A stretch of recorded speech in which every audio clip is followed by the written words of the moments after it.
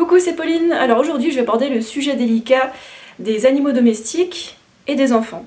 Bon, je sais, ça peut paraître bizarre de mettre ces deux côte à côte, mais en fait, on parle d'enfants, animaux et humains. Enfin, d'humains et non humains. Voilà. Alors, on va commencer par les animaux. Alors, moi, j'ai un chat depuis 11 ans.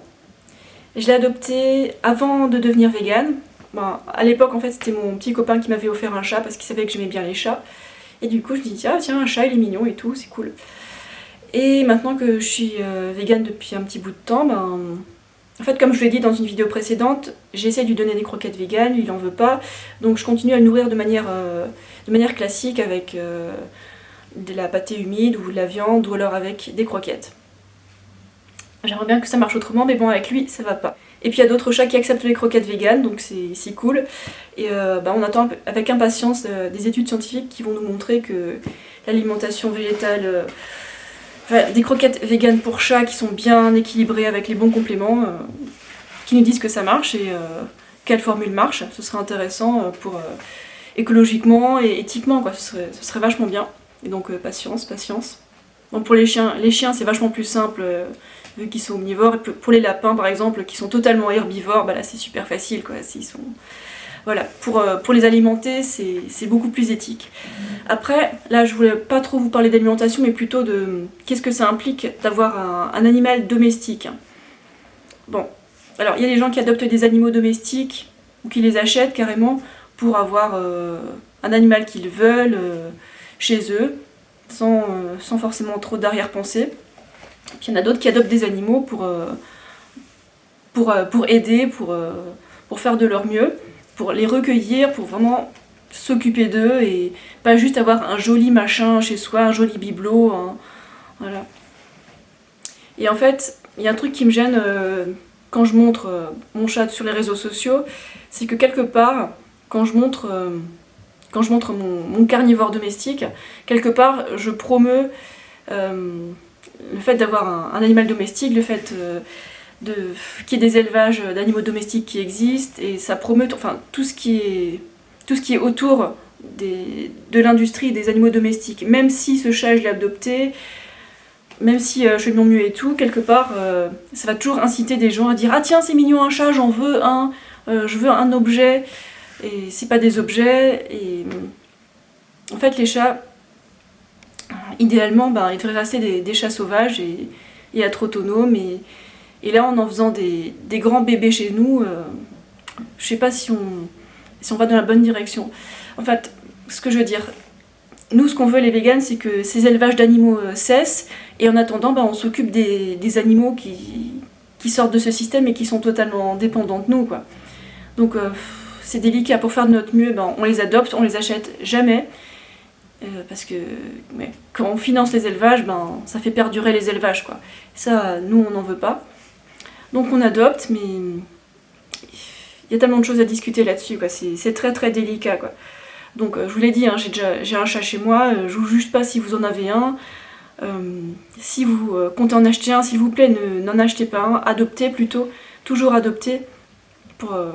Comme je l'ai expliqué, pour ne pas encourager l'industrie des élevages. Vous savez comment ça fonctionne, soit c'est des élevages à grande échelle, soit c'est des particuliers chez eux qui mettent enceinte encore les chattes, et du coup elles sont complètement épuisées, ça fait plein de chatons qui vendent, plein de chatons qui vont manger des produits animaux, qui vont manger de la viande, et ça résout pas le problème. Donc ces élevages, il faut absolument qu'ils s'arrêtent, et voilà, c'est notre but. Après les stratégies, c'est compliqué, quoi. Donc qu'est-ce que je peux vous dire, si vous voulez aider les animaux, l'adoption c'est le mieux. Il y a toujours l'aspect, comme je l'ai dit, l'aspect qui me dérange, qui est de promouvoir, d'avoir des animaux domestiques à la maison, dire que c'est cool, voilà.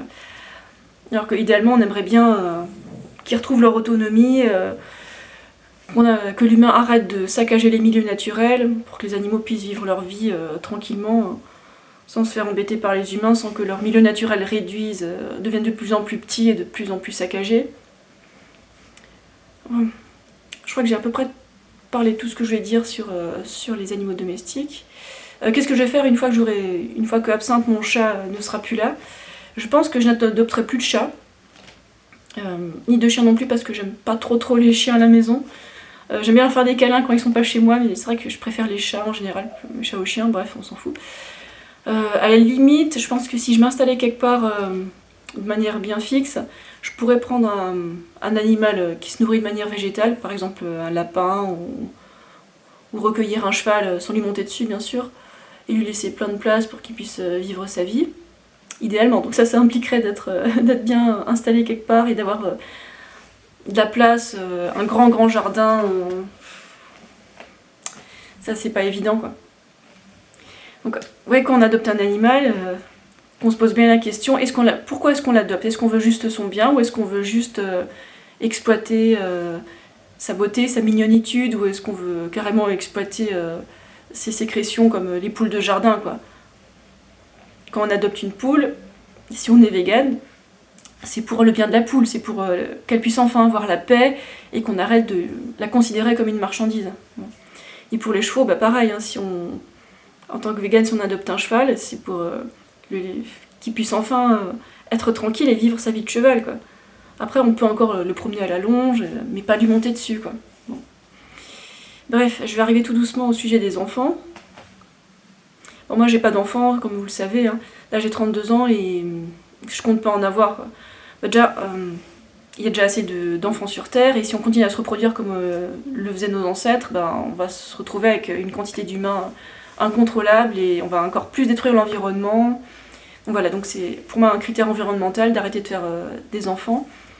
Et en plus ça coûte super cher, déjà pour subvenir à mes besoins j'ai du mal, alors subvenir aux besoins d'un enfant ben, c'est impensable, c'est juste pas possible.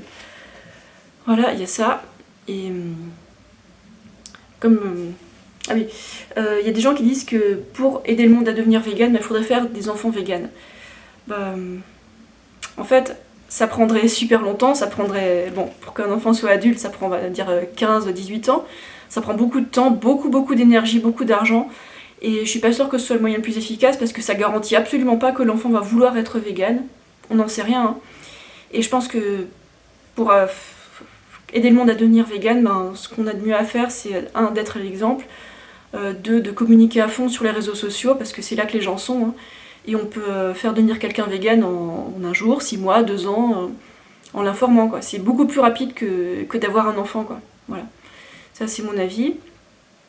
Après, la filière adoption, elle n'est pas très facile pour adopter un enfant humain. C'est des procédures pas très faciles ni rapides. Donc espérons que ça change. Et quoi d'autre ? Je pense que si vous aimez les enfants, si vous avez un bon contact avec les enfants, voire un instinct maternel ou paternel, ben, ce que vous pouvez faire, au lieu d'en faire, c'est carrément d'aller aider votre famille, vos amis, enfin vos proches, à s'occuper de leurs enfants. Parce que 2 parents pour s'occuper d'un enfant à temps plein, c'est presque pas assez. Quoi. Alors de l'aide supplémentaire, je pense que c'est vraiment bienvenu. Quoi. Voilà, donc c'est une idée. Pas besoin de faire des enfants, pas besoin d'en fabriquer, quoi, alors qu'il y en a déjà tellement qui ont besoin qu'on s'occupe d'eux, qui sont soit dans la misère, qui ont des parents qui travaillent déjà beaucoup, qui n'ont pas le temps pour eux. Donc pour faire de notre mieux, je pense que le mieux à faire, c'est de ne pas faire d'enfants, mais soit d'adopter, soit d'aider nos proches à s'occuper des enfants. Quoi. Alors là, je suis chez mon frère à Paris, je vais l'aider à s'occuper de sa fille qui a presque 3 ans, pendant une dizaine de jours. C'est pas facile, hein. Et toute aide est bienvenue, hein. Ça, je peux vous le dire. En tout cas, moi, j'ai vraiment pas envie d'avoir d'enfants et je respecte tout à fait ceux qui ont envie d'en avoir. Je pense que la Terre a besoin de personnes responsables qui font de leur mieux, qui agissent de manière consciente et pas automatiquement en répercutant des traditions qui ne marchent pas. Alors, qu'est-ce que vous en pensez? N'hésitez pas à me laisser votre avis sous la vidéo, discutez entre vous, c'est des sujets très importants. Et qu'est-ce qu'on fait de tous ces animaux errants? Qu'est-ce qu'on fait avec tous ces enfants qui sont orphelins dans les pays du tiers-monde? Comment gérer au mieux les ressources? Comment communiquer pour sensibiliser les gens? Qu'est-ce que vous en pensez? Ça nous intéresse. Alors voilà, c'est la fin de cette vidéo. Je vous dis au revoir, à bientôt.